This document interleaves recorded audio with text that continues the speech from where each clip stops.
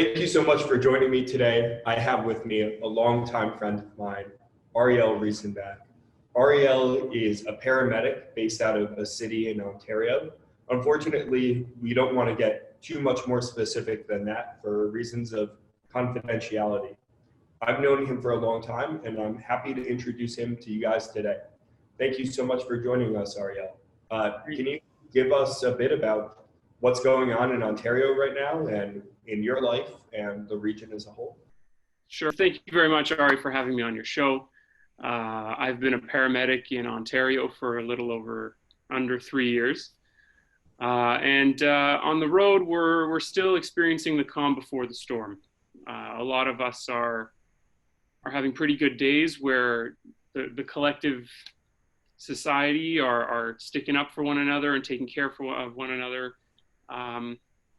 Every shift, I have at least one potential COVID call, where if it's otherwise healthy person with the sniffles thinking they have it and want to go get checked out, or going to a nursing home where breakouts and declared outbreaks have been recorded and we have to take them to the hospital.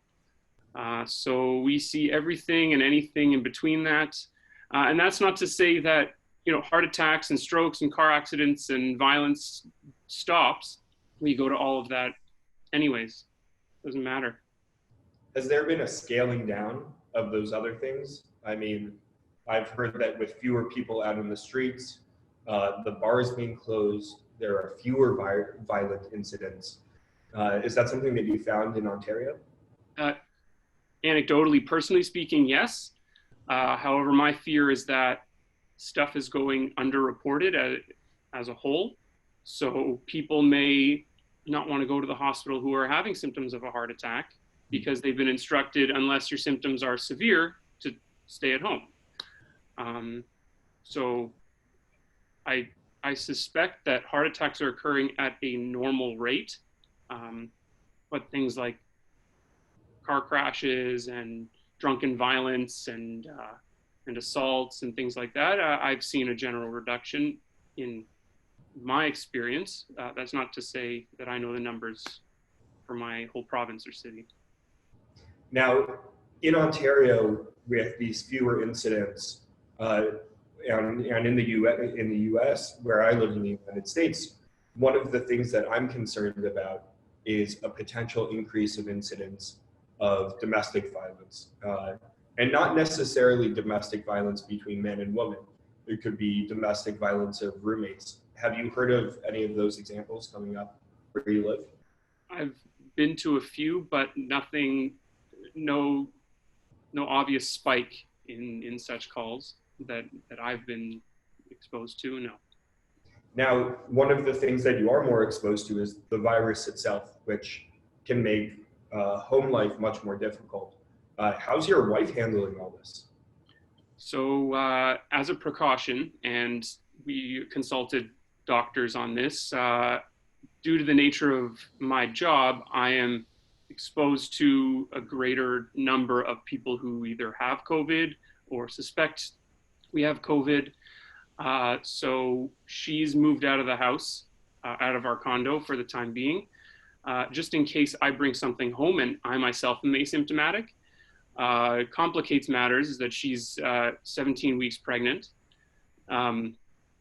So we know that, thank you, we know that mother can't give the virus to a child. However, there have been cases of sick mothers going into premature labor, and it complicates the whole delivery process if the mother has to be ventilated or is critically ill or whatever. Now, are you guys still communicating? Do you have virtual date night? What's going on? We use a app. We can FaceTime and play games with each other. She lives with her parents, which I can see basically their house from my balcony. So I visit on days that I'm not working. We talk multiple times a day. So it's sad and it's a little isolating here at home, but she's not far. Thank goodness. Now, I've noticed with myself that, and I'm just a normal citizen. I'm just a regular guy. I don't have an essential job. I'm not a doctor. I'm not a cargo truck driver. I'm not working at a CVS. I'm just your average Joe. I've noticed, to be honest, some level of contempt on my behalf, some level of personal offense that's totally unreasonable, totally unjustified, and I'm saying that up front. But when I walk down the street, people will walk around me, and I understand it. I'm not saying that they're doing the wrong thing, but it's hard to not get offended when someone personally avoids you, when someone makes a personal attempt to avoid you. It's just, it is what it is. How have you been handling this emotionally, man? I can't imagine. So thankfully, I'm still at work, which offers a little bit of variety in my life and allows me to get out of the house. I personally don't experience that same level of contempt. I likewise will give other people space. The only time perhaps I don't is when they don't give me space, or when they aren't using appropriate hand washing technique or antiseptic technique, or coughing or sneezing without the appropriate PPE on. So I think as a collective here in my community, we all have a heightened awareness to breaches of this public trust. And yeah, I mean, going off this idea of trust, you're in an ambulance pretty frequently, you get called to a scene. And I can imagine the relationship between one paramedic with another, with an ambulance driver, might normally we're all paramedics here. Oh, you're all paramedics. Yeah, Okay. yeah. One of us drive the ambulance for one call, and then we switch for the next call. So I imagine normally there's some kind of camaraderie, right? There's some kind of friendship that's built. I'm sure there's an exchange of humor and jokes and a good time is had by all. But now you're in kind of a heightened state of awareness, a heightened state of tension. Have you noticed that your bond between the paramedics has grown?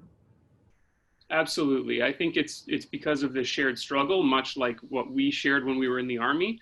You know, when you go on a overnight hike with a bunch of people and you crawl through the mud, and you emerge closer together on the other side.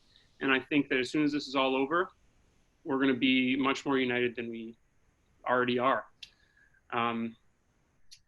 I know that just the other day, one of my paramedic comrades, he says, I'm not going to get sick from a patient, I'm going to get sick from one of my colleagues.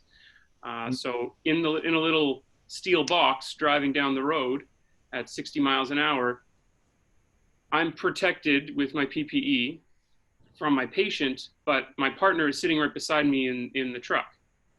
And it's hard to protect ourselves in the station if someone comes in and they're asymptomatic, or they contracted somehow on shift. It's hard to protect ourselves from my colleagues. It's easier to protect ourselves from the patient. Yeah, I was talking with my friend Nathan the other day, and one of the things that he told me was that in Belgium, where he lives, that at 8 o'clock every night they go out onto their balconies and they have a round of applause for the emergency workers. I think paramedics right at the core of that. Have you found any sense of sentiment, any sense of appreciation from either the people that you're talking with or just general people in the street? Absolutely. We have the same drive-by salutes of first responders, not only paramedics, but firefighters, police officers, frontline healthcare workers, such as nurses, doctors. So we have those drive-bys. You can find them online of all the vehicles with their sirens on driving by the hospitals or through the streets. We have nightly salutes from balconies as well. And I think I've also started to be a little more thankful of the person who brings me the groceries at the grocery store, or the pharmacist. I always try to connect with those people because they're working just as hard as me. And so you do have someone bringing your groceries? Yes, you can go into the store. However, if you're lucky enough to get a reserved spot 2-3 weeks in advance, you can order your groceries online.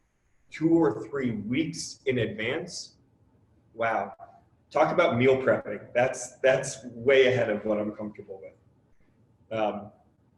Now, there's, I think, a question of availability that people are finding astounding for the first time who live in the Western world, right? If you've grown up in an area of surplus like we have, then seeing empty shelves is remarkable to us. Now, I've been to places where empty shelves are the status quo.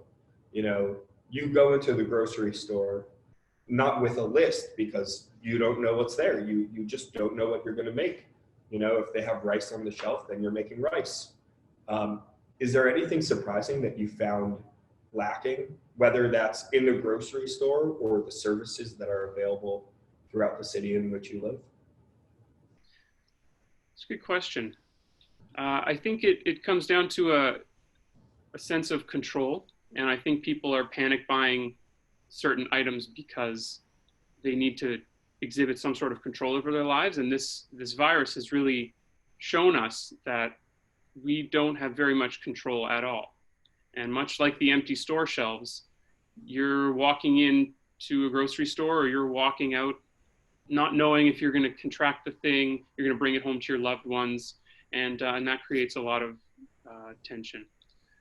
The only thing I worry about is of course, the production of personal protective equipment. And like you were saying earlier, what gets me anxious or frustrated is when I see it being used inappropriately. So that would be my sense of anxiety when I see people. I saw it once where a guy started taking one of his gloves off with his teeth, you know, like he used to do back in the old days.